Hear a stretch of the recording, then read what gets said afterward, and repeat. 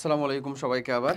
তো আবার তাহলে আমরা এখন পার্ট 3 তে চলে আসছি। এখন তাহলে থ্যাংক ইউ না ভাই, চলো আমরা কি বলবো এটাকে, you are very very welcome to our part 3। Very important topic for our CQ part actually, দ্রাব্যতা। খুবই গুরুত্বপূর্ণ একটা অংশ। এবং বলতে পারো তুমি তোমার রসায়নের প্রথম চ্যাপ্টারের পরে পরের চ্যাপ্টারে প্রথম ম্যাথমেটিক্যাল পার্ট থেকে শুরু করে প্রথম কনসেপচুয়াল প্লাস ম্যাথ জিনিসপত্রগুলো এখানে বুঝতে শুরু করো বা বুঝতে শেখো।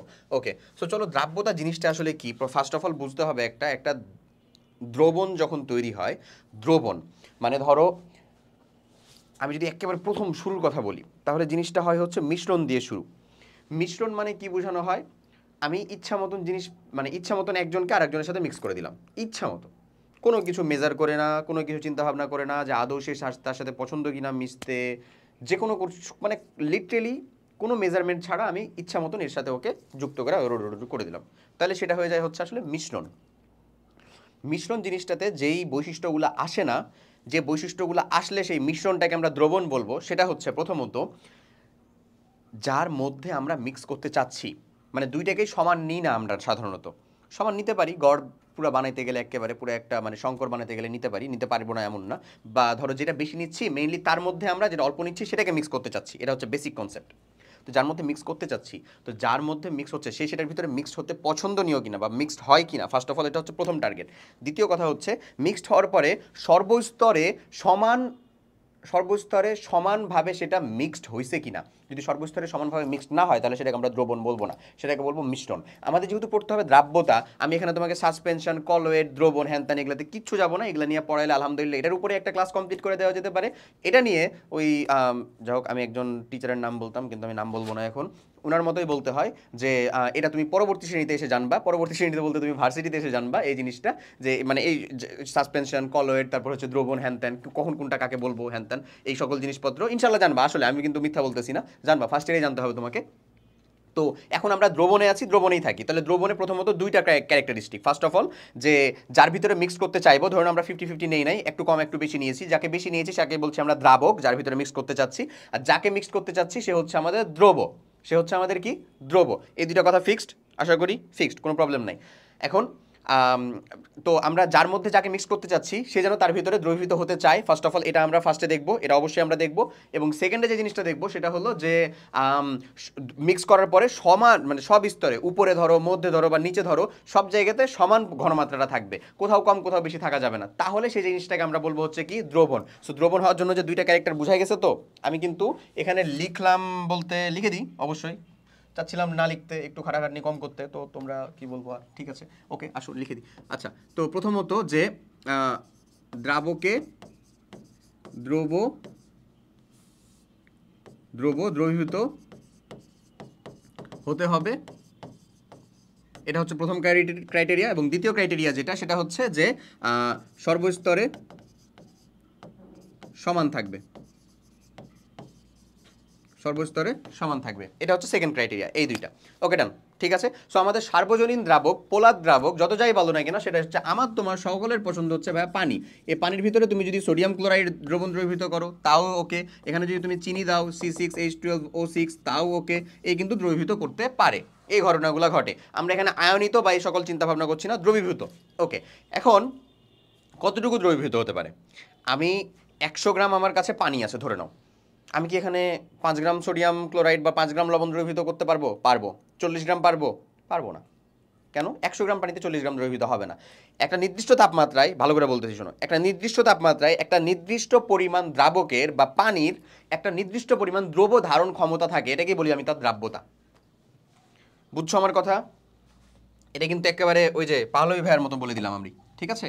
আচ্ছা, মানে আমি তোমাকে একবারে স্ট্যান্ডার্ডটা শেখাচ্ছি, ওনার টেকনিকটা হচ্ছে এরকম, এগুলা একেবারে খুবই বেসিক, খুবই সময়ে শেখানো হয়, মানে একবারে প্রাচীনকালে ধরে নাও। তাহলে আমরা কি বললাম, একটা নির্দিষ্ট তাপমাত্রায় এই কনসেপ্টটা নাও ভাই, আমি ওগুলাতে টান দিব, সমস্যা নাই, ওগুলাতে তোমাকে খুব বেশি সময় নেওয়াবো না। একটা নির্দিষ্ট তাপমাত্রায় নির্দিষ্ট দ্রাবকের, নির্দিষ্ট পরিমাণ দ্রাবকের যে দ্রব ধারণ ক্ষমতা বা দ্রবীভূত করার ক্ষমতা, একই কথা, দ্রব ধারণ ক্ষমতা, সেটাই দ্রাব্যতা। এবং দ্রাব্যতা প্রকাশের যেটা আদি রীতি, সেটা হচ্ছে ভাইয়া গ্রাম পার 100 গ্রাম, আদি রীতি। আরও একটা রীতি আছে গ্রাম পার লিটার, আরও একটা রীতি আছে মোল পার লিটার। মোল পার লিটার হয়ে গেলেই সেটাকে দ্রাব্যতার সাথে সাথে আমরা বলতে পারি কনসেন্ট্রেশন। কনসেন্ট্রেশন সেটা আবার লাগবে কখন, যখন আমার দ্রাব্যতার গুণফল আমরা বের করব, ওটা আর একটা কাহিনী, যাব ওখানেই যাব, ওটাই দরকার আসলে। আচ্ছা, সো আদি রীতিটা হচ্ছে এইটা গ্রাম পার 100 গ্রাম। এটা মানে বোঝাচ্ছে কি যে কোনো একটা নির্দিষ্ট তাপমাত্রায়, ধরো 25 ডিগ্রি সেলসিয়াস তাপমাত্রায় 100 গ্রাম দ্রাবক আমি পানিকে ধরে নিলাম, 100 গ্রাম দ্রাবকের যতটুকু দ্রব ধারণ ক্ষমতা, তার মানে সোডিয়াম ক্লোরাইডের দ্রাব্যতা 36 গ্রাম পার 100 গ্রাম বলতে বোঝায়, যে জিনিসটা বোঝায় সেটা হচ্ছে 100 গ্রাম পানি কত ডিগ্রি সেলসিয়াস তাপমাত্রায়, 25 ডিগ্রি সেলসিয়াস বা একটা নির্দিষ্ট তাপমাত্রায় 25 ডিগ্রি সেলসিয়াস তাপমাত্রায় 36 গ্রাম লবণ, কত 36 গ্রাম সোডিয়াম ক্লোরাইড দ্রবীভূত করতে পারে, এই হচ্ছে তার কথা হবে। ওকে, এখন যদি এর থেকে কম হয় তাও কি দ্রবীভূত হবে না? অবশ্যই হবে, এর থেকে কম হলেও দ্রবীভূত হবে। যদি 36 গ্রামের থেকে কম থাকে তাহলে বলবো সেটা হচ্ছে অসম্পৃক্ত দ্রবণ, মানে যতটুকু পরিমাণ দ্রব ধারণ করতে পারবে তার থেকে যদি কম থাকে সেটা হবে হচ্ছে অসম্পৃক্ত দ্রবণ। যতটুকু দরকার ততটুকুই আছে, 36 গ্রাম নিতে পারে 36 গ্রামই আছে, সেটা হয়ে যাবে কি ভাই? সম্পৃক্ত দ্রবণ। অতিপৃক্ত দ্রবণ বলে আসলে বাস্তবে কোনো দ্রবণ নাই, কিন্তু কাহিনী হচ্ছে যে সাধারণত দেখা যায় তাপমাত্রা বৃদ্ধির সাথে সাথে ওই সেম পরিমাণ পানিরই দ্রব ধারণ ক্ষমতাটা বেড়ে যায়, ধরো আমি 25 থেকে 35 ডিগ্রি সেলসিয়াস নিয়ে চলে গেলাম, তখন দেখা যাচ্ছে 41 গ্রাম পার 100 গ্রাম হয়ে গেছে, মানে 100 গ্রাম তখন 41 গ্রামকে দ্রবীভূত করে ধরে রাখতে পারে। ওই 35কে যদি আবার খুবই আস্তে আস্তে আমরা 25 গ্রামে নিয়ে আসি, তাও দেখা যায় দ্রবণটা থেকে অধক্ষিপ্ত হয়ে যায় না, 41 গ্রামই ধরে থাকে, তখন সেটাকে বলি হচ্ছে আমরা অতিপৃক্ত দ্রবণ। তাপমাত্রা বাড়াইলাম প্রথমে, তারপরে তাপমাত্রা আবার কমায়া অতটুক ধরে আছে, কিন্তু এটা স্থায়ী হয় না, একটু নাড়াচাড়া হইলেই এটা আসলে অধক্ষেপ পড়ে যায়। আর যদি তুমি 25 ডিগ্রি সেলসিয়াসে 41 গ্রামকে দ্রবীভূত করতে চাও, তাহলে 36 গ্রাম দ্রবীভূত হওয়ার পরে বাকিটুকু কি হয়ে যাবে? অধক্ষেপ পড়ে যায়। ওকে, ক্লিয়ার জিনিসটা? এই হচ্ছে এখানকার মেইন কথাটা। এই জিনিসগুলো এখানেও দেওয়া আছে, নির্দিষ্ট তাপমাত্রায় যে পরিমাণ সামান্য দ্রব যোগ করলেও দ্রবীভূত হয় না তাকে আর যোগ করলে দ্রবীভূত হবে না, মানে সম্পৃক্ত দ্রবণের পর তার দ্রবীভূত হবে না, তাকে সম্পৃক্ত দ্রবণ। যোগ করলে দ্রবীভূত হয় তাকে বলা হয় অসম্পৃক্ত, মানে যতটুকু দরকার ততটুকু নাই, আরও দেওয়া যাবে, অসম্পৃক্ত দ্রবণ। আর সম্পৃক্ত দ্রবণের চেয়েও বেশি পরিমাণ দ্রবীভূত থাকে তাকে অতিপৃক্ত দ্রবণ বলে। কিভাবে থাকতে পারে? ওই যে তাপমাত্রার কাহিনীটা যেটা তোমাকে আমি বললাম। ওকে, আশা করি বুঝছো। চলো এবার এটা দেখাই যে কোন পদার্থের দ্রাব্যতা 4টি বিষয়ের উপর নির্ভর করে। দ্রবের প্রকৃতি, দ্রাবকের প্রকৃতি এবং দ্রাবকের প্রকৃতিকে যে সিম্পল কথা দিয়ে বলা হয় সেটা হচ্ছে লাইক ডিজলভস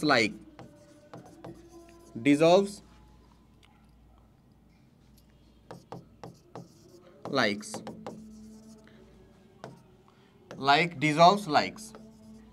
ঠিক আছে, লাইক ডিজলভস লাইক, এটা দিয়ে আসলে এখানে বোঝানো হয়। তারপর হচ্ছে তাপমাত্রা, এটা একটা প্রাইম ফ্যাক্টর। আর একটা কথা বললাম চাপ দিয়ে আসলে মানে একটা তরল পদার্থে গ্যাসীয় পদার্থের দ্রাব্যতাটা নির্ণয় করা হয়। এটাকে এখানে আসলে ওই যে হেনরির সূত্র, এস দ্রাব্যতা সমান হচ্ছে কেপি, এরকম একটা জিনিস দেখানো হয়। এটা আমরা খুব বেশি দেখাবো না, এটা লেস ইম্পর্টেন্ট, অ্যাডমিশন সময় একটু দেখানো হয়, শেষ। আচ্ছা দেখো, এই হচ্ছে মেইন এখানকার কথাবার্তা, বুঝছো কিনা জিনিসটা?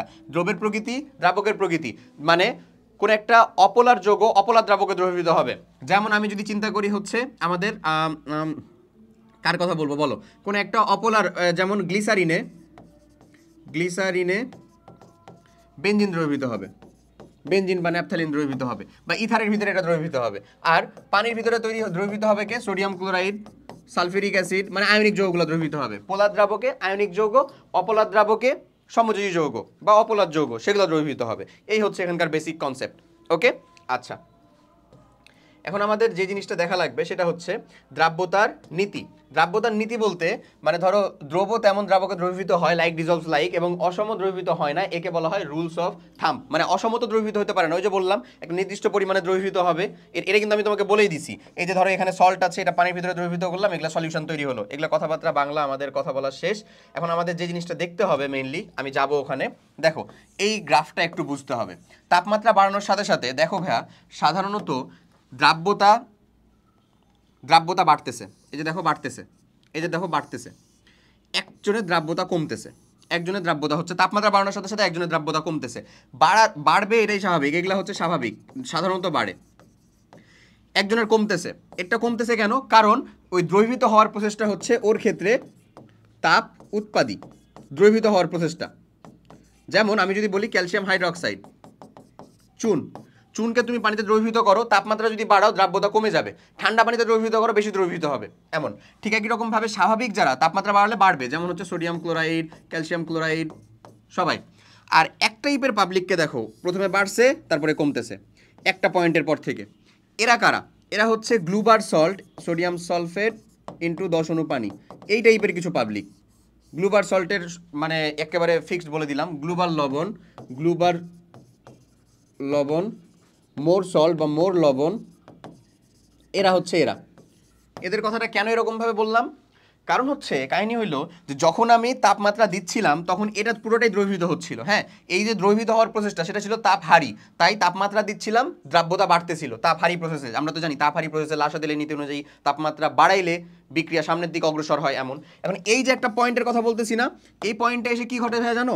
এই পয়েন্টে এসে দেখা যায় যে এই যে গঠন পানিটা ছিল সেটা অপসারিত হয়ে যায়। এই গঠন পানি অপসারিত হয়ে গেলে এই সোডিয়াম সালফেটের যে দ্রবণীয়তা হওয়ার প্রসেস সেটা আবার তাপ উৎপাদী হয়ে যায়।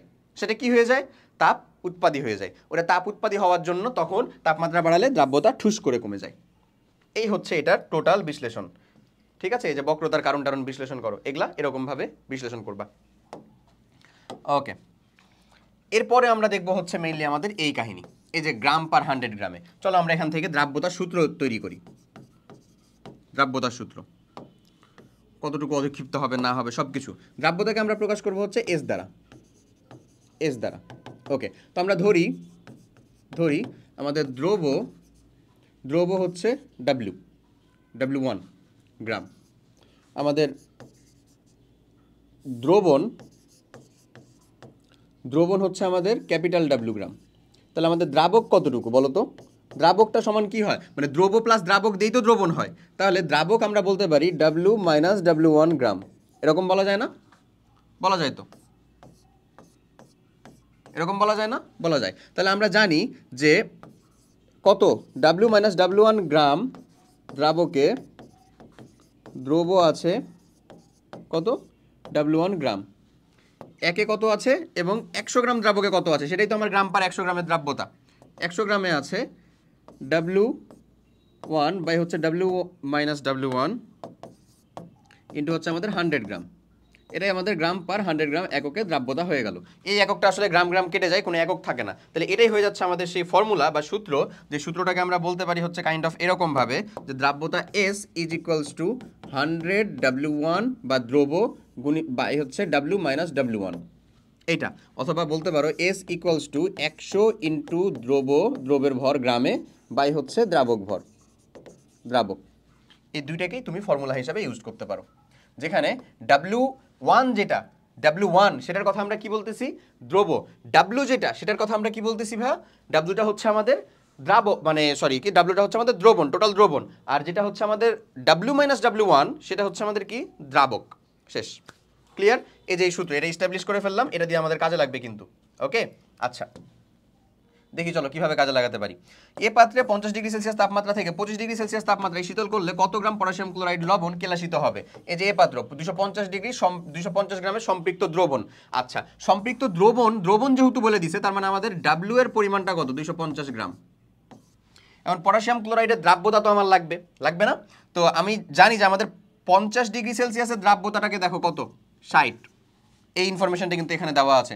50-এর আমার দ্রাব্যতাটা কত রে ভাইয়া? 60। আবার 25-এর দ্রাব্যতাটা কত? 40। আমি দ্রবণটা বানাইছি কত? 50 ডিগ্রি সেলসিয়াসে না? 50-এ। তাহলে প্রথমে আমার কিন্তু ওখান থেকে আসলে দ্রাবকের পরিমাণ বের করে নেওয়া লাগবে, কারণ আলাদা আলাদাভাবে তুমি প্রত্যেক জায়গাতে W1 যদি বের করো যে কতটুকু দ্রব্য থাকতেছে দিয়ে মাইনাস করে দাও, তাহলে কিন্তু দ্রাবকের পরিমাণ আলাদা হয়ে যায়। বাট তোমাকে একটা জিনিস বুঝতে হবে, আমি যখন 50 ডিগ্রি সেলসিয়াস তাপমাত্রায় দ্রবণটা বানাইলাম তখন কিন্তু আমাদের দ্রাবকের পরিমাণটা ফিক্সড হয়ে গেছে না? দ্রাবকের পরিমাণ কিন্তু আমার ফিক্সড হয়ে গেছে। এখন আমি যখন ওটাকে তাপমাত্রা কমায় 25-এ নিয়ে আসবো, আমার দ্রাব্যতা চেঞ্জ হয়ে যাচ্ছে, দ্রবের পরিমাণও চেঞ্জ হয়ে যাবে, কিন্তু দ্রাবকের পরিমাণে কোনো চেঞ্জ হবে না। পানি কি উড়ে যাবে বা কমে যাবে? না, পানি কিন্তু ঠিক থাকবে। পানির দ্রব ধারণ যে ক্ষমতাটা সেটা কমে যাবে, তাপমাত্রা বাড়াইলে কমে যায়। এই যে দেখো কমে গেছে না? কমে যায়। তাহলে চলো আমরা যদি এখন এটা বের করি, W যেহেতু এত, তাহলে আমরা যদি এখন বের করি যে কত? 50 ডিগ্রি সেলসিয়াস তাপমাত্রা, 50 ডিগ্রি সেলসিয়াসে দ্রাব্যতা 60 equals to 100 W1 minus W কত 250 মাইনাস W1, তাহলে এখান থেকে তুমি এখন একটা W1 পেয়ে যাবে না? কত এটা? এই W1টা পেয়ে গেলা, যত গ্রাম, এটা কোথায় পেয়ে যাবা? 60 গ্রাম। এই W1টা পেয়ে যাবা, এটা হচ্ছে 50 ডিগ্রি সেলসিয়াসে যতটুকু দ্রব আছে। তাহলে তারপরে ওখানে যে দ্রাবকের পরিমাণ সেটা বের করতে পারো না? দ্রাবকের পরিমাণটা কত হবে ভাই? তাহলে আমরা বলতে পারি না যে 250, দ্রবণ ছিল আমার 250, তাহলে 250 মাইনাস W1, তো দ্রাবকের পরিমাণটা যেটা পাইলা W1, এই যে W1 এটা, ঠিক আছে, এটা দিয়েই, এই দ্রাবক দিয়েই কতটুকু দ্রব তোমার এখন 40-এ থাকবে সেটা। তার মানে যখন এবার লিখবা যে 25-এ নিয়ে আসলে তাপমাত্রা 25 ডিগ্রি সেলসিয়াসে নিয়ে আসলে, 25 ডিগ্রি সেলসিয়াসে নিয়ে আসলে কি হবে? 25 ডিগ্রি সেলসিয়াসে নিয়ে আসলে যেটা হবে সেটা হচ্ছে আমাদের কত, 40 is equals to 100 W1 dash দিলাম, আমরা তো জানি না কত, বাই হচ্ছে এই যে এখানে যে দ্রাবকের পরিমাণটা পেলাম, এখানে আমার দ্রাবকের পরিমাণ ছিল না, আমার সূত্র অনুযায়ী ওই দ্রাবকের পরিমাণটা দিয়ে দিব এখানে, কত সেটা আসলে 250 মাইনাস W1, এখানে কিন্তু W1 ড্যাশ দিছি ভাই, এখানে কিন্তু W1 দেওয়া, মানে এই যে এখানে যে উত্তরটা পাবো সেটা এখানে দেওয়া, এই যে এখানে যে উত্তরটা পাবো। ওকে, তাহলে এখান থেকে আবার, তাহলে তুমি এখানে তো সব ভ্যালু জানা, খালি W1 ড্যাশটা তোমার জানা না, এই যে W1 ড্যাশটা, এটার ভ্যালুটা পেয়ে যাবা। অবশ্যই দেখবা যে W1 এর পরিমাণটা বেশি হবে, W1 ড্যাশের পরিমাণটা কম হবে, এই দুইটার ডিফারেন্সই হচ্ছে কেলাসিত হবে। শেষ, আশা করি বুঝছো। ওকে, আচ্ছা, এরপরে চলে যাবো আমাদের খুব গুরুত্বপূর্ণ একটা জিনিস, সেটা হচ্ছে দ্রাব্যতার গুণফল এবং আয়নিক গুণফল। এই দুইটা জিনিস আমাদের জন্য জরুরি। আমরা মানে ধরো দ্রবন্ত সম্পৃক্ত বা অসম্পৃক্ত বা অতিপৃক্ত অবস্থায় আছে, বা কোনো একটা অবস্থায় আছে, বা অধক্ষেপ হবে, বা আরও দ্রবণ যোগ করা যাবে, এরকম যে পর্যায়টা, এটাকে ম্যাথমেটিক্যালি ক্যালকুলেট করতে পারি কিভাবে?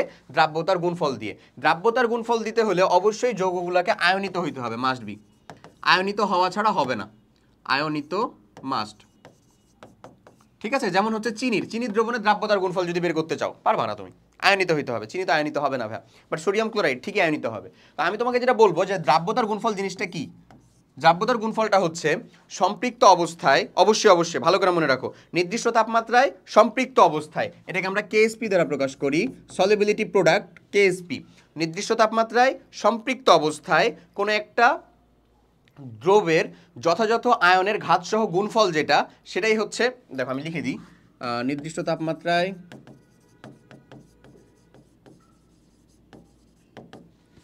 তাপমাত্রায় কোনো যৌগের যথাযথ ঘাতসহ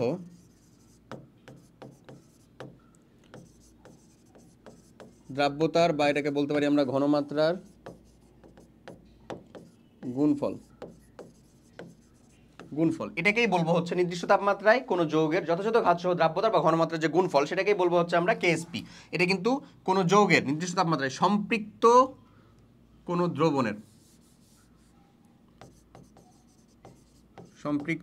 দ্রবণটা কি হইতে হবে? সম্পৃক্ত মাস্ট। আর অন্য যে কোনো অবস্থায় অতিপৃক্ত হতে পারে বা অসম্পৃক্ত হতে পারে, তখনই এই ঘটনাটাকেই বলবো হচ্ছে, যথাযথ ঘাতসহ গুণফলটাকেই বলবো হচ্ছে আয়নিক গুণফল, ওটাকে বলবো কেআইপি, সম্পৃক্ত না এরকম একটা দ্রবণের ক্ষেত্রে। এখন কেএসপি জিনিসটা কি হয় আমি তোমাকে বলি, এই যে একটা যৌগ সিম্পল AXBY টাইপের যে যৌগটা আছে, এটা কিন্তু আয়নিত হবে হচ্ছে ভাইয়া কাইন্ড অফ এরকমভাবে, কাইন্ড অফ না, এরকমভাবে আয়নিত হবে। এটা যদি আয়নিত হয় তাহলে এরকমভাবে আয়নিত হবে যে XA⁴Y প্লাস YBX মাইনাস, এই টাইপের। ঠিক আছে, এখন মনে করো না এটা দ্রাব্যতা হচ্ছে ভাইয়া তোমার S, মনে করো না এই দ্রাব্যতাটা হচ্ছে তোমার S, তাহলে এখানে যেটা দ্রবীভূত হবে সেটা হচ্ছে X ইন্টু S, এখানে যেটা হবে সেটা হবে হচ্ছে ভাইয়া Y ইন্টু S, দ্রাব্যতাটা হচ্ছে S, এবং এই Sটা মাস্ট বি আমাদের হইতে হবে ঘনমাত্রা, মানে গ্রাম পার 100 গ্রাম থাকা যাবে না, গ্রাম পার লিটারও থাকা যাবে না, এটা must be mole per litre হইতে হবে, ওকে, মাস্ট বি। তাহলে এখন এটার যদি আমি কেএসপি এর মানের কথা বলি,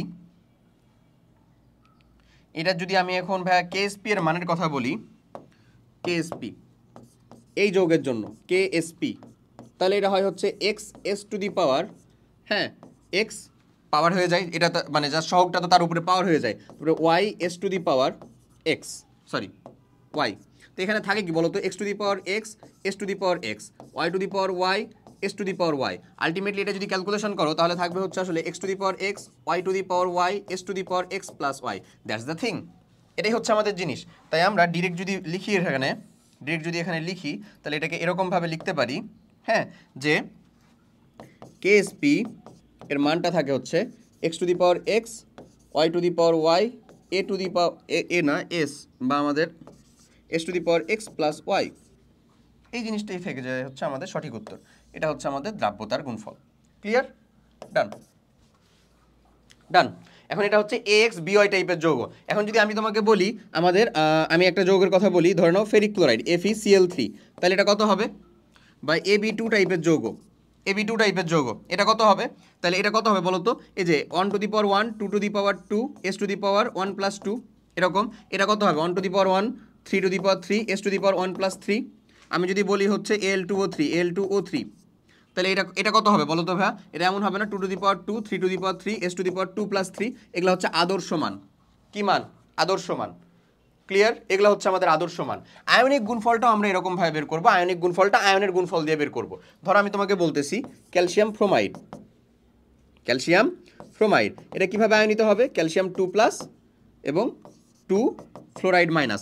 এরা যদি আমাকে আয়নিক গুণফল বের করতে বলে, কেআইপি এর মানটা বের করতে বলে, আমাকে দুইটার আলাদা আলাদাভাবে অবশ্যই তার ঘনমাত্রা লাগবে। এই যে দেখো ক্যালসিয়াম 2 প্লাসের ঘনমাত্রা, থার্ড ব্র্যাকেট দিয়ে তো ঘনমাত্রা বোঝায়। তারপরে ফ্লোরাইডের টোটাল ঘনমাত্রার সাথে আমরা যে কাজটা করব সেটা হচ্ছে তার পাওয়ারটাকে, মানে পাওয়ারটা তো মানে সরি সহগটা তো তার পাওয়ার হয়ে যায়, এই কাজ করব। এটা হচ্ছে আয়নিক গুণফল। আর এগুলো হচ্ছে আদর্শ। আদর্শ দ্যাটস এটা কি আমাদের কি গুণফল? সেজন্যই হয়ে যাচ্ছে এটা আমাদের হলো দ্রাব্যতার গুণফল। সেজন্য এটা হয়ে যাচ্ছে আমাদের দ্রাব্যতার গুণফল। জিনিসটা বোঝা গেছে তো? ওকে। এবার যদি আমি তোমাকে এটা দেখাই, AX2 টাইপের দ্রাব্যতা S হলে এর দ্রাব্যতার গুণফল কত? AX2 মানে 1 two the power 1, 1 two the power 1, 2 two the power 2, S 1 plus 2, এরকম। তার মানে কত ভাই? 4S কিউব না? 4S cube, 4S cube. শেষ? দেখছো 4S কিউব মিলবে, মিলতে হবে। আচ্ছা, এরপরে একটা যৌগ দেখো, এই যৌগটা দ্রাব্যতা এত হলে গুণফল কত হবে? দেখো এই যৌগটা বুঝতে হবে। এখানে সিলভারটা হচ্ছে একটা ধাতু, আর ক্রোমেট এই যে CrO4, এটা যৌগ, এটা যৌগমূলক হচ্ছে 2, মানে হচ্ছে এটা এরকম। তার মানে এটা হচ্ছে আসলে A2B টাইপের যৌগ। ধরে নাও A2B টাইপের যৌগ, মানে 2 two the power 2, 1 two the power 1, s two the power 2 plus 1, মানে আসলে আলটিমেটলি কত? 4S cube. এখানেও তাহলে কত হচ্ছে আমাদের? 4S cube, 4S cube. বুঝছো জিনিসটা? এগুলো কিন্তু আমাদেরকে বুঝতে হয়। তো আমরা একেবারে মানে একেবারে না, কাইন্ড অফ শেষের দিকে আছি। দেখো আমি তোমাকে এটা বুঝাই। কেএসপি এর মান কত? 25 ডিগ্রি সেলসিয়াস তাপমাত্রায় Ab2 এর কেএসপি এর মান, Ab2 এই যৌগের যে ঘনমাত্রা কত দেওয়া? 0.01 দেওয়া। তাহলে কেএসপি এর মান যদি আমরা Ab2 মানে কত পাবো? এটা 4S কিউব পাবো না? 4 ইন্টু এস, এস এর মানটা কত? 0.001, তার উপরে কিউব। এটার ভ্যালু বের করবা, যেটা আসবে সেটাই হচ্ছে আমাদের এখানকার সঠিক উত্তর। Ab2 এর কেএসপি এর মান কত? শেষ? বুঝছো? আমি তোমাকে এখানে একটা জিনিস দেখাই, এই জিনিসটা আমাদের লাগবে। হ্যাঁ, সেটা হইলো বুঝাইতেছি কেএসপি আর কেআইপি এর মান।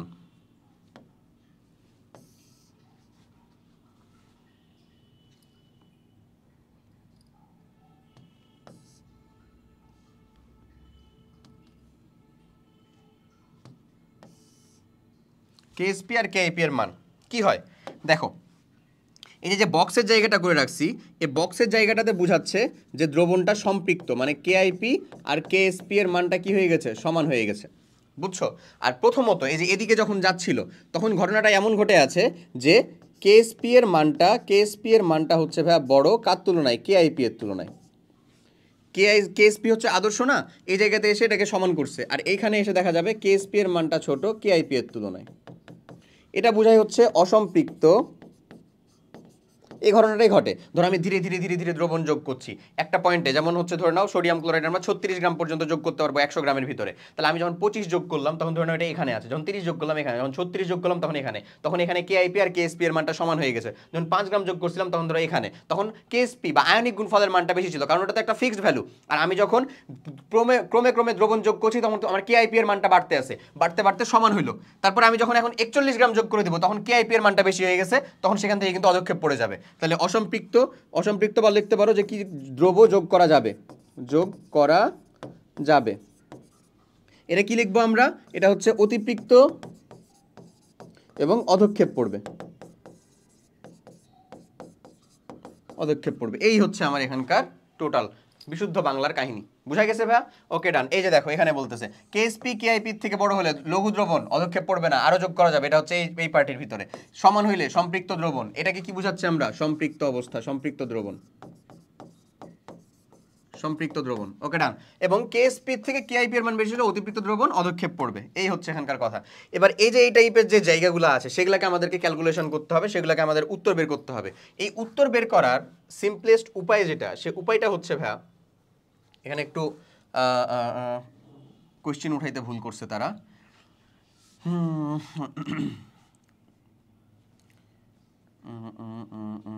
এটা 2 হবে, ধরো 2 না হলে তো এটা মিলবেই না কখনো। ওকে শোনো, যে ঘটনাটা তোমাদেরকে করতে হবে বা বলতে হবে, এখানে দেখো উদ্দীপকের পাত্র 2 এর মিশ্রিত দ্রবণের B3 এর আয়নের ঘনমাত্রা, B3 মাইনাস যে আয়ন সেটার ঘনমাত্রা বের করতে হবে। সো এটার যে ঘনমাত্রাটা বের করবো এটা খুব সহজ। কেএসপি এর মানটা দেওয়া আছে না, AI2 এর কেএসপি এর মান দেওয়া আছে। পাত্র 1 এবং পাত্র 2 এর মিশ্রিত দ্রবণে B3 এর ঘনমাত্রা বের করব। এই ঘনমাত্রা বের করার যে উপায়টা, সেই উপায়টা হচ্ছে লঘুকরণ সূত্র। লঘুকরণ সূত্র, লঘুকরণ সূত্র বুঝায় যে আমার নতুন কিছু যোগ বা বিয়োগ হচ্ছে না, কিন্তু আমাদের আয়নিক মানে এই কি বলে যে আমাদের যে ঘনমাত্রা, সেই ঘনমাত্রার পরিমাণটা কম বেশি হয়ে যায়। কিসের জন্য? নতুন পরিমাণে ভলিউম বা আয়তন যুক্ত হওয়ার জন্য, আয়তন পরিবর্তন হয়ে যাওয়ার জন্য। সেটা হবে হচ্ছে S1V1, সবসময় মাথায় রাখবা S1V1 is equals to S2V2, এই জিনিসটাই হবে। হ্যাঁ, S2টা হচ্ছে পরিবর্তিত ঘনমাত্রা, V2টা হচ্ছে পরিবর্তিত আয়ন মানে পরিবর্তিত আয়তন, S1টা হচ্ছে আয়কার অবস্থা, আয়কার ঘনমাত্রা, আয়কার আয়তন। ধরো B3 এর এখানে B3 মাইনাস যেটা, এটা কত ছিল? 10 টু দি পাওয়ার -3, এটাই হয়ে -2 মোলার, এটা হয়ে যাচ্ছে আমাদের S1। V1টা কত যখন আমি মিক্স করিনি? আচ্ছা এটা 6 × 10 টু দি পাওয়ার -2, হ্যাঁ 6 ইন্টু, এটা উপরে উঠে গেছে আর কি। আচ্ছা তারপরে এটা কত? V1টা 40 ml।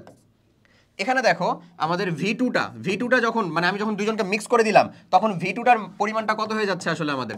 40 প্লাস 80 না, সমান কত আমাদের? 120 ml। আর যখন হচ্ছে আমরা এই যে মানে তার S2টা তার কত হবে সেটাই তো আমরা বের করবো এই জায়গাতে। S2টা কত হবে সেটাই বের করবো। তাহলে চলো আমরা যদি একবারই বের করে দিই, দিয়ে তোমাদেরকে দেখাই। 40 × 6 × 10 two the power -2 equals to কত হবে? 120 ইন্টু হচ্ছে 10 টু দি পাওয়ার 120 ইন্টু হচ্ছে S2। এটাই হচ্ছে কিন্তু আমাদের বি এর ঘনমাত্রা মিক্স করার পরে, যেহেতু আয়তনটা পরিবর্তন হয়ে গেছে। নতুন করে কিন্তু বিটি যোগ হয়েছে? হয় নাই, আয়তন পরিবর্তিত হয়েছে, তার ঘনমাত্রাটা খালি চেঞ্জ হয়ে যাবে। তো যদি চেঞ্জ হয়ে যায় তাহলে এটা থাকে কত? দেখো তো ভাইয়া, এটা থাকে হচ্ছে ধরো আমরা একটা করে কাটি, আসো। যদি এমন থাকে তাহলে এই যে 0 কাটি, এই যে 0 কাটলাম, এই যে 4 মানে 4 না, এই যে এখানে ধরো এটা 2 দিয়ে কাটলাম, 6 আর 2 কাটলাম, তারপর এটাকে 2 দিয়ে কাটলাম 2, মানে 2 × 10 টু দি পাওয়ার -2 মোলার। দেখো ঘনমাত্রাটা কি হয়েছে? আরও কমে গেছে। কমে যাওয়াটাই তো স্বাভাবিক। তুমি হচ্ছে আয়তন বাড়ায় দিলা, ঘনমাত্রা কমবে না? কমে গেছে। 6 × 10 টু দি পাওয়ার -2 ছিল আগে, এখন 2 × 10 টু দি পাওয়ার -2 হয়ে গেছে।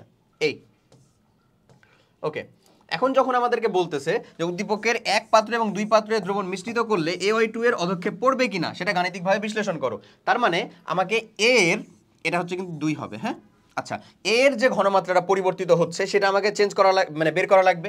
এর যে ঘনমাত্রাটা হবে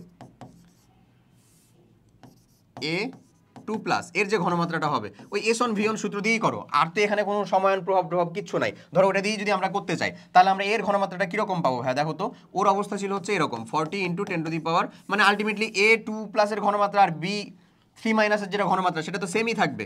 ক্যালকুলেশন করে দেখবা সেমই থাকবে, যে 40 × 6 × 10 টু দি পাওয়ার -2 হবে, হ্যাঁ, বাই হচ্ছে থাকবে হলো তোমার কত? 120। এটা যদি করো তাহলে ওই যে ওইরকমই 2 × 10 টু দি পাওয়ার -2 থাকবে ভাইয়া। আর যদি তুমি এখন এই যে ওয়াই এর ঘনমাত্রাটা বের করো, AY2 তো আমাদেরকে বের করতে হবে, KSP অফ AY2, তাহলে ওয়াই, এটা তো ওয়াই মাইনাস আর কি, ওয়াই মাইনাসের যে আয়তন সেটা কত থাকবে ভাইয়া? ওই যে সেম, এটা ছিল এরকম, তাহলে 80 × 10 two the power 6 × 10 two the পাওয়ার -3, হ্যাঁ, বাই হচ্ছে এটা কত হয়ে যাবে? 120, 120। এটা কাটে, এটা কাটলাম আমি, তাহলে এটা 2 দিয়ে কাটলো, এটা কাটলে হচ্ছে 4 থাকে, তার মানে এটা হচ্ছে 4 × 10 টু দি পাওয়ার -3। তাহলে এখন যখন আমরা এটার বের করবো AY2, এটা কিন্তু A2 প্লাস হচ্ছে 2Y মাইনাস এরকম হবে। তাহলে এটার KSP এর মানটা কীরকম হয় দেখো তো ভাই? A2 প্লাসের যে ঘনমাত্রা পাইছিলাম সেটার সাথে এটার যে ঘনমাত্রা Y মাইনাসের যে ঘনমাত্রা পাইছি সেটার উপরে কী হয়ে যাবে? স্কোয়ার না? স্কোয়ার হয়ে যাবে। তার মানে ধরো 2 × 10 টু দি পাওয়ার -2 ইন্টু কত হয়ে যায় আমাদের? 4 × 10 টু দি পাওয়ার -3, তার উপরে স্কোয়ার। তাহলে এই ক্যালকুলেশন যদি করো তাহলে 2 × 10⁻² ইন্টু এটা কত হয় 16 × 10⁻6, তার মানে আলটিমেটলি 32 × 10⁻8 এত হয়ে যায় তার দ্রাব্যতার গুণফল। এত হয়ে যায় তার দ্রাব্যতার গুণফল। আয়নিক গুণফলটা দেখো তো 4.8 × 10⁻7। কে বড়? কে বড়? অবশ্যই KSP এর মানটা ছোট, KIP এর মানটাই বড়। এই যে আয়নিক গুণফল এখানে দেওয়া ছিল, মানে সরি তার দ্রাব্যতার গুণফল দেওয়া ছিল, দ্রাব্যতার গুণফল দেওয়া ছিল। আর এটা তো সম্পৃক্ত অবস্থা নাকি অসম্পৃক্ত আমরা তো কিছুই জানি না। দ্যাটস ওয়াই এটা কিন্তু আমাদের হচ্ছে আসলে কি KIP। KIP তাহলে কে বড় বলো? KIP এর মানটা বড় বড় নাকি KSP এর মানটা বড়? দেখো KIP এর মানটা আসছে, আমরা 10⁻7 নিয়ে আসি এটাকে। হ্যাঁ, এটাকে যদি 10⁻7 নিয়ে যাই তাহলে আচ্ছা এটা থাকুক এখানে, এটাকে লিখতে পারি 3.2 × 10⁻7 এত। তাহলে এই যে 10⁻7 3.2 এটা, আর দ্রাব্যতার গুণফলটা হচ্ছে 4.8। তাহলে কে বড় ভাই আমাদের? বাহ, অদক্ষেপ তো পড়তেছে না আমাদের। তো কে বড় আসলে? এই যে KSP এর মানটাই বড় হয়ে আছে KIP এর থেকে। বাহ, খুবই ভালো কথা। তার মানে অদক্ষেপ পড়বে না, পড়বে না। অদক্ষেপ পড়বে কি? উত্তরটা হচ্ছে না। এই যে গাণিতিকভাবে বিশ্লেষণ করা শেষ। কারণ কি KIP এর মানটা কি হইছে? ছোট হইছে। 10⁻7 করে দেখলাম 4.8 আর এটা হচ্ছে 3.2। 3.2 ছোট না? অবশ্যই। তার মানে KIP এর মানটা ছোট হইছে, KSP এর মানটাই বড়। তার মানে অবশ্যই অদক্ষেপ পড়বে না। এই যে দেখছো এই ট্রিক, এই ট্রিকটাই ফলো করবা জাস্ট, আর কিচ্ছু না। ওকে, সো এইরকম ভাবেই তোমার এখানে যেইগুলো আছে আর কি সেটা কমপ্লিট করবা। আমি এখানে লাস্ট যে টপিকটা পড়া শেষ করব সেটা হচ্ছে সময়ন প্রভাব। Very very important for our, very very important আমাদের কিসের জন্য? ওই এর পড়াশোনার জন্য, অ্যাডমিশন লাইফটার জন্য। এইচএসসিতেও টুকটাক জিনিসপত্র চলে আসতে পারে। এটা খ নাম্বারের একটা অনুধাবন কোশ্চেনে চলে আসতে পারে। ঘর অ্যাপ্লিকেশন আসার চান্সেসটা খুব কম, বাট বলা যায় না। স্টিল সমান প্রভাব মানে বোঝাচ্ছে একটা সিম্পল জিনিস মাথায় রাখো, যেটা হচ্ছে ধরো H2S একটা কি সবল তড়িৎ বিশ্লেষণ নাকি দুর্বল তড়িৎ বিশ্লেষণ? মানে এটা কি খুব বেশি দ্রবীভূত হতে পারে? উত্তরটা হচ্ছে না। এটা একটা দুর্বল আয়নিক যৌগ, তাই এটা খুব বেশি দ্রবীভূত হয় না। মানে এটা হচ্ছে একটা দুর্বল তড়িৎ বিশ্লেষ্য বলতে পারো, মানে দুর্বলভাবে আয়নিত হবে। আচ্ছা, এখন কাহিনী হচ্ছে এই দুর্বল তড়িৎ বিশ্লেষের যে বিশ্লেষণ ক্ষমতা সেটা আরও কমে যায় যদি আমি ওই একই দ্রবণের ভিতরে HCl-টাকেও যোগ করি। এখানে সমায়ন কে বলো তো ভাই? হাইড্রোজেন।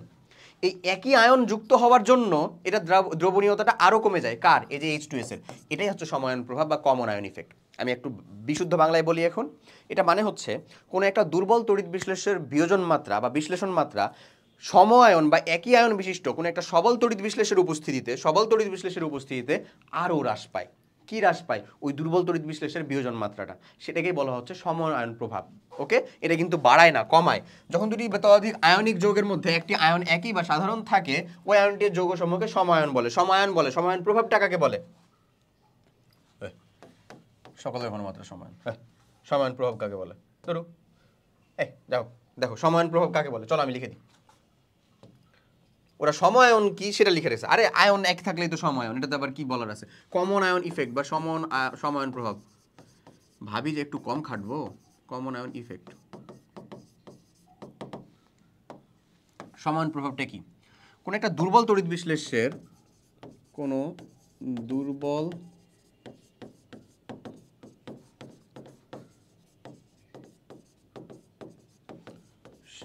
বিয়োজন মাত্রা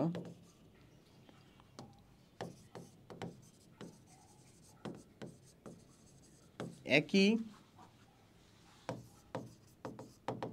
আয়ন বিশিষ্ট সবল তড়িৎ বিশ্লেষের উপস্থিতিতে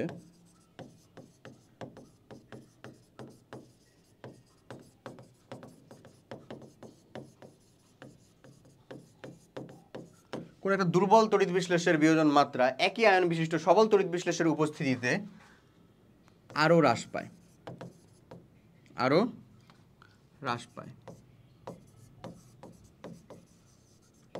এই ঘটনাকে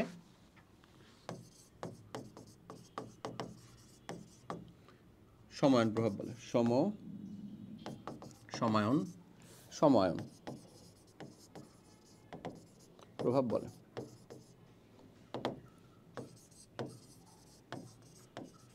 যেমন H2S এর দ্রাব্যতা HCl এর উপস্থিতিতে